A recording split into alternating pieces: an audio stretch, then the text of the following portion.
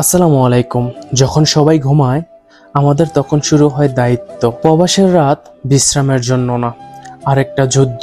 চোখে ঘুম, শরীরে অনেক ক্লান্তি, তারপরেও বের হতে হয়। কারণ এখানে নিজের জন্য না, পরিবারের জন্যই বাঁচি। নাইট ডিউটি সহজ না, সময় যেন থেমে থাকে কিন্তু কাজ থামে না। ঘুম আসে কিন্তু সুযোগ আসে না। এই নীরব রাতে সবচেয়ে বেশি মনে পড়ে মায়ের হাতের রান্না, পরিবারের সাথে বসে খাওয়া।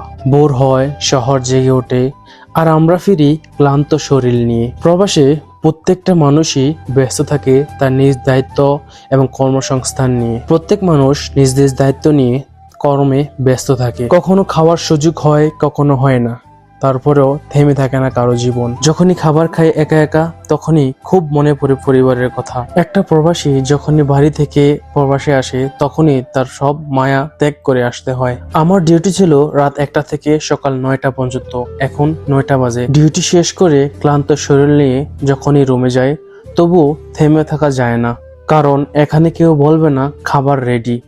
নিজের জন্য নিজেকে সবকিছু করতে হয়। রুমে এসে ইউনিফর্মটা না খুলেই 1 কাপ চা খাই, যাতে শরীরটা একটু সতেজ হয়। তারপর একটু বিশ্রাম নিয়ে আবারও শুরু করতে হবে রান্নার কাজ। এই রান্নাটা শুধু খাবার না, একটা প্রবাস জীবনের ব্যস্ততা। হাতে কড়াই, মনে হাজার চিন্তা, তারপরও চলতে হয়। একটা সময় সবাই মিলে খাবার খেতাম, আজ একা। এক প্লেটে ভাত আর অনেক স্মৃতি। তারপরও থেমে থাকা যাবে না, কারণ প্রবাস মানেই এক একটা সেকেন্ড, এক একটা মুহূর্ত অনেক মূল্যবান।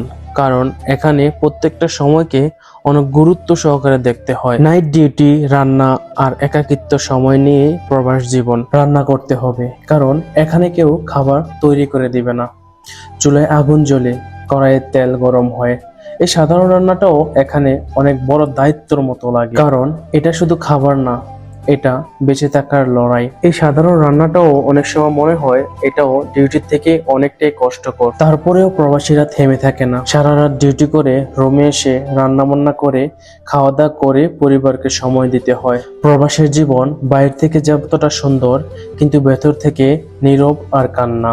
প্রবাসীরা হাসে কারণ কাঁদলে কেউ দেখবে না। প্রবাসীরা কষ্ট করে কারণ তাদের পিছনে এক একটা পরিবার অপেক্ষা করে। এভাবেই কেটে যায় প্রবাসীদের রাত।